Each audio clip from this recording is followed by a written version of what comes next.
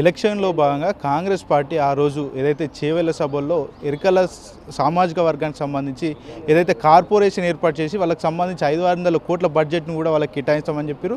మరి వాస్తవంగా ఈరోజు 15 నెలల కాలం కూడా కాంగ్రెస్ సర్కార్ అయితే పూర్తి చేసుకుంది. వాళ్ళ సామాజిక వర్గానికి సంబంధించిన నాయకులను కూడా ఇప్పటి వరకు కూడా అధికారంలోకి సంబంధించి ఏ పదవి కూడా ఇవ్వలేదు. అదే విషయం మీద మనతో మాట్లాడడానికి లోకిన్ రాజు ఉన్నారు, మాట్లాడించే ప్రయత్నం చేద్దాం. చెప్పండి, ఇట్లాంటి ప్రభుత్వం మీకైతే వాస్తవంగా ఆ రోజు 500 కోట్ల బడ్జెట్ కేటాయిస్తామని చెప్పింది. ఆ సందర్భం ఏమైనా ఉన్నదా? ప్రభుత్వం మిమ్మల్ని 500 కోట్లు బడ్జెట్ కేటాయించిందా, లేకపోతే మిమ్మల్ని విస్మరించింది అనుకోవచ్చు? ఇప్పుడు ఆ రోజు వాళ్ళన్న మాటే చేవెళ్ళ డిక్లరేషన్లో ప్రియాంక గాంధీ గారు ఖార్గే గారు ఉన్న సమయంలోనే రాష్ట్ర వ్యాప్తంగా ఉన్నటువంటి తెలంగాణ ఆదివాసీ ఎరకల సమస్యల పరిష్కారం కోసం వారి అభివృద్ధి కోసం ప్రత్యేకంగా ఎరకల కార్పొరేషన్ ఏర్పాటు చేసి 500 కోట్లు ఇస్తా అని చెప్పేసి హామీ ఇచ్చిండ్రు. దానికి తెలంగాణ వ్యాప్తంగా ఎరకల జాతి మొత్తం కూడా, ఎందుకంటే 500 కోట్లు ఇస్తే మా జాతి మొత్తం బాగుపడుతుందని చెప్పేసి అని మేము ఆశపడి నమ్మకంతో మొత్తం తెలంగాణ వ్యాప్తంగా మొత్తం ఉన్నటువంటి అందరం కూడా కాంగ్రెస్ పార్టీకి మేము ఓట్లేసినాం. ఓట్లేసిన తర్వాత కాంగ్రెస్ ప్రభుత్వం వచ్చింది. వచ్చినాక మేము కూడా చాలా మంత్రులను కలిసినాము, లెటర్ కూడా ఇచ్చినాము. సీతక్క గారు కలిసినాము, పొన్నప్రభు కలిసినాము, తర్వాత బట్టి విక్రమ గారు కలిసినాము, తర్వాత మన శివరెడ్డి మంత్రి గారు కలిసినాము. అందరికి ఇస్తున్నాం. మా సమస్యలు ఉన్నాయి. గత ప్రభుత్వంలో కనీసం కేసీఆర్ గుర్తించి గవర్నర్ కోట కింద ఒక ఎమ్మెల్సీ అనౌన్స్ చేసిండ్రు. తర్వాత పందులు పెంచుకునే కుటుంబాల కోసం ఒక ఎరకల ఎంపవర్మెంట్ స్కీమ్ ప్రవేశపెట్టి 60 కోట్లు నిధులు ఇచ్చారు. అవి ఎలక్షన్ వచ్చినా కూడా అవి మొత్తం అవి పక్కకు పోయినాయి. కనీసం ఆ ప్రభుత్వాన్ని గుర్తించింది. కానీ ఇప్పుడు ఈ ప్రభుత్వంలో కనీసం మమ్మల్ని పేరు కూడా పిలుస్తలేరు.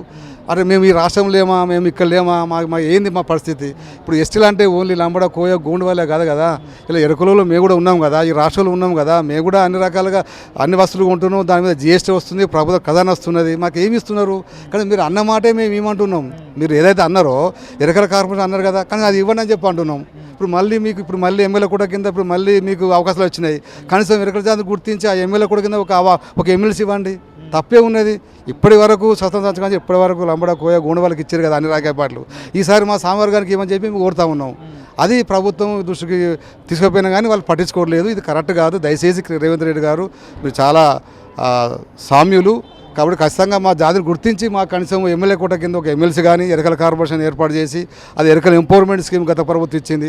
ఈ 3 సమస్యలు పరిష్కారం చేస్తే తెలంగాణ వ్యాప్తంగా ఎరక జాతి మొత్తం కూడా మీకు అండగా ఉంటారని చెప్పి కోరుతున్నాను. మీరు ఎట్లా చెప్తున్నారు? ప్రభుత్వం ఏమో మేము ఇచ్చేటువంటి సంక్షేమ పథకాల పట్ల ఖచ్చితంగా వాళ్ళు కొద్దిగా ఆలస్యమైనా కూడా వాళ్ళు ప్రభుత్వానికి అనుకూలంగా ఉన్నారు, ఖచ్చితంగా వెయిట్ చేస్తున్నారు ప్రజలు కూడా. మేము త్వరలో కూడా వాళ్ళకి సంబంధించి ఏవైతే హామీలు ఉన్నాయో అవన్నీ కూడా అమలు చేస్తామని ప్రభుత్వం చెప్తుంది.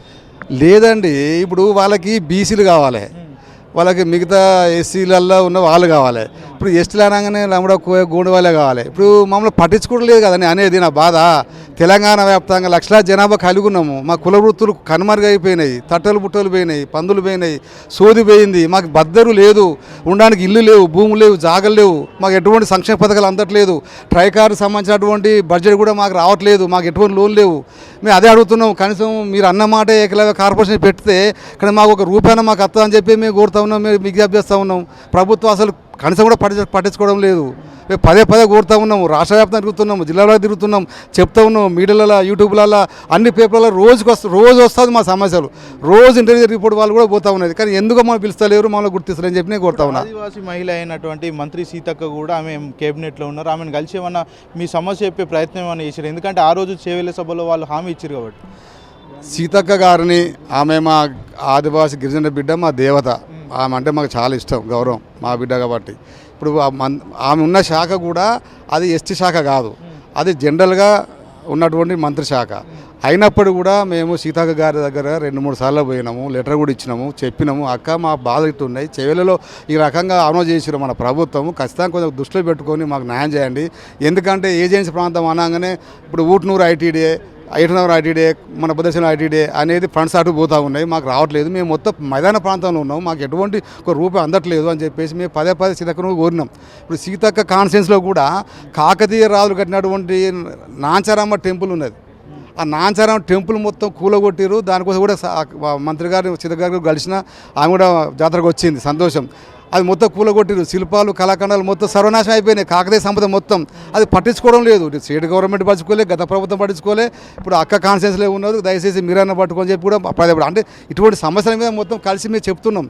కానీ ఏ మంత్రి కూడా కనీసం ఎక్కడన్నా ఒక మాట ఈ రాష్ట్రంలో ఆదివాసీ ఎరకల వాళ్ళు ఉన్నారు పాపం వాళ్ళకి చేద్దాం చెప్పి ఆయన మాట రాలేదు. ఇప్పుడు నేను అదే అంటున్నా పదే గత ప్రభుత్వం కేసీఆర్ గారు మాట్లాడారు, ఆయన నోట ఎరకల వాళ్ళు పేదోళ్ళు వాళ్ళకి ఏమంతా చెప్పి మాట్లాడారు, హరీష్ రావు గారు మాట్లాడారు, కేటీఆర్ గారు మాట్లాడారు, కవితక్క గారు మాట్లాడారు. మరి మీకేం పోతుంది? ఇప్పుడు మీరు ప్రభుత్వంలో ఉన్నారు కదా, మీరు చేస్తాను చెప్పి మేము ఆశపడే ఓట్లు వేసినాం, మా జాతి మొత్తం ఓట్లు వేసినాం.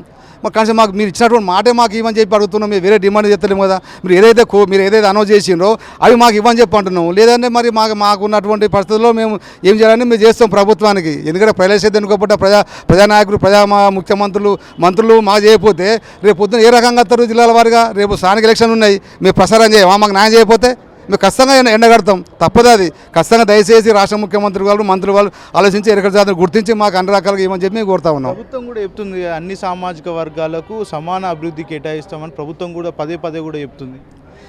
ఎక్కడ సార్ ఇప్పుడు సమాన అభివృద్ధి అని అంటున్నారు. ఇప్పుడు సుప్రీంకోర్టు తీర్పు ఇచ్చింది, ఎస్సీ వర్గీకరణ అన్నారు. ఎస్సీ వర్గీకరణలో జనాభా ప్రాతిపదికనే మీరు బిల్ పాస్ చేసిండ్రు, రేపు ఎస్టీ వర్గీకరణ చేస్తారు. ఎస్టీ వర్గీకరణ చేసినప్పుడు మాకు సమానంగా ఏడొస్తుంది? మన జనాభా ప్రాతిపదిక మీరు ఎస్టీ రిజర్వేషన్ చేస్తే వాళ్ళు బాగా జనాభా ఉన్న వాళ్ళకి ఎక్కువ పర్సెంట్ పోతుంది, ఇక మాకు న్యాయం జరుగుతుంది. కాబట్టి అది కాదు కదా, విద్య ఉద్యోగ ఉపాధి ఆర్థికంగా రాజకీయంగా వినబడినటువంటి తెగల్ని గుర్తించి ఆ తెగలకి అంబేద్కర్ ఇచ్చినటువంటి ఫిలాసఫీ ప్రకారంగా మీరు పర్సంటేజ్ కల్పిస్తే ఆ తెగలకు బాగుపడతారు. అంబేద్కర్ ఏమన్నా రాజ్యాంగం ఏం పొంది ప్రతి 10 సంవత్సరాలకు ఒకసారి ఏదైతే రిజర్వేషన్స్ను ఎవరైతే అభివృద్ధి చెందిన 10 సంవత్సరాలు వాళ్ళను కాకుండా మిగతా చెందిన వాళ్ళకు మళ్ళీ 10 సంవత్సరాలు పెంచమని చెప్పి రాజ్యాంగం చెప్తుంది. అదే ప్రకారం ఇప్పుడు 70 సంవత్సరాలు అవుతుంది సార్, ఇప్పుడు రాజ్యాంగం ఏర్పడి ఇప్పుడు అన్నీ వచ్చి మరి ఇన్ని సంవత్సరాలు అవుతుంది. ఇన్ని సంవత్సరాలు ఏ తెగలు బాగుపడ్డాయి, ఏ కులాలు బాగుపడ్డాయి, అవన్నీ మీ డాటా ఉంది కదా.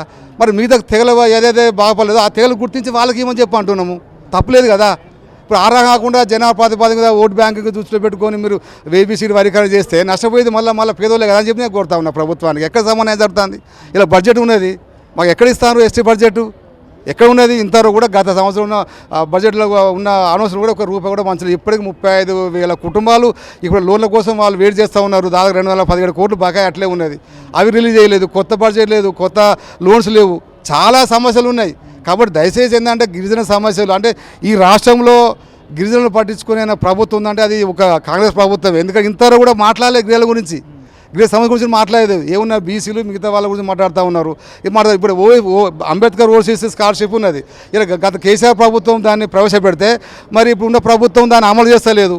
ఇప్పుడు చాలామంది పిల్లలు కూడా ఆ ఓవర్సీస్ ఆ స్కాలర్షిప్ అప్లై చేసుకొని తల్లిదండ్రులు అప్పులు చేసుకొని ఇతర దేశాలకు పంపిస్తే ఇంతవరకు ఒక రూపాయి కూడా రాలేదు. అంటే ఇవన్నీ సమస్యలు ఉన్నాయి. కాబట్టి దయచేసి రాష్ట్ర ప్రభుత్వం మంత్రులు ఆలోచించి ఖచ్చితంగా ట్రైబల్ ఇష్యూస్ మీద మీరు మాట్లాడకపోతే తెలంగాణ వ్యాప్తంగా అన్ని తెగలు కలుపుకొని కూడా మేము ప్రభుత్వానికి ఏ రకంగా కార్యక్రమం తీసుకొని మేము చేయాలనేది మేము ఖచ్చితంగా చేయగలుగుతాం. దయచేసి ఎరకల సాధన గుర్తించి ఇప్పటికైనా మీరు అన్న మాట ప్రకారంగా ఎరకల కార్పొరేషన్ ఏర్పాటు చేయాలి, 500 కోట్లు ఇవ్వాలి. ఏదైతే గత ప్రభుత్వం గుర్తించిందో గౌరవ కూడా కింద ఎమ్మెల్సీగా ఇచ్చి అనౌన్స్ చేసినా కనీసం మీరు ఎమ్మెల్యే కూడా కింద మా సామ్య వర్గానికి కనీసం గుర్తించి మాకు ఇవ్వని చెప్పేసి మేము ప్రభుత్వాన్ని కోరుతా ఉన్నాం.